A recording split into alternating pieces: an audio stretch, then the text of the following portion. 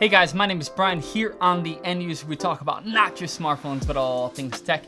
Today we're talking about the A90J. Is it better than the C1? Is it really the best TV that money can buy? I want to start with Sony's A90J being probably the most disappointing TV of 2021.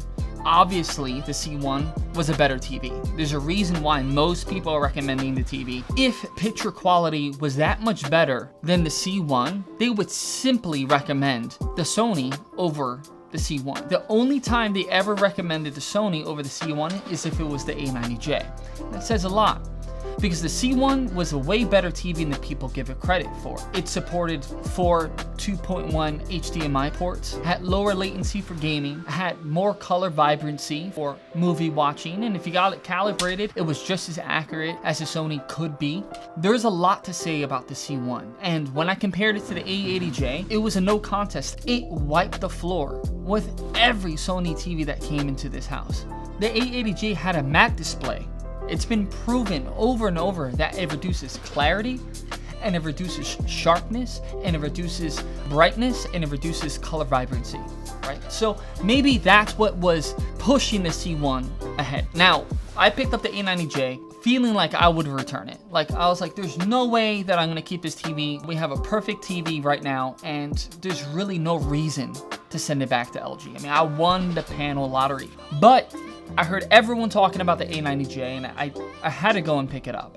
Everyone was saying that the A90J was like the perfect TV, the best TV that money can buy in 2021. With the reviews coming out with the A80J, and my strong disagreement with that, I thought, come on, I mean, all right. Is it sponsorships? Every single reviewer is saying that the A90J is the best TV. You know, when everyone is saying run one direction, I tend to look back and run the other. So I picked it up. I did. I picked up the A90J. I thought to myself, there's no way that this TV is this good. I unboxed it, and the unboxing experience is just different. Sony really went above and beyond. The unboxing experience says a lot about its level of care. I plugged it in. I looked at it, didn't think anything of it. I was like, oh, it's just another TV. Here's the Google TV, so on and so forth. And I thought, this is all right. But of course, I have to compare it to the C1, the perfect C1 that I had. I set them up side by side, and we put on, I believe it was Boba Fett, and I was blown away. And the end result was a substantial difference between the C1 and the A90J. Enough to look at the C1 and think to yourself, that looks like an old TV from a few years ago. And this is the one, again, that beat the A80J hands down. The brightness alone is something that you do notice. And when you're playing something like Returnal, which has a lot of color, it has a lot of contrast, it has a lot of dark areas. And when you pull that brightness, that much higher contrast ratio is increased. When you increase that contrast, that color, that vibrancy, it's just gonna wreck you. And the end result was a substantial difference between the C1 and the A90J. Even with the G2 coming out, it's also gonna be cool. I just don't see a reason why I would need a G2. When I'm watching movies, there are times where I'm like, wow, there is no other TV to get. This is the best TV that money can buy.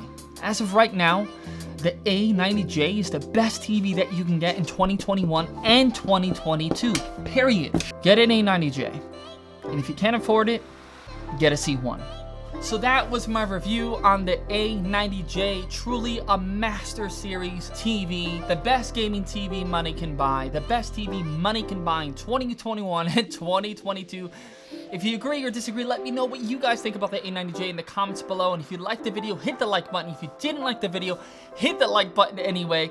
My name is Brian. I'll see you guys right here next time on The End User.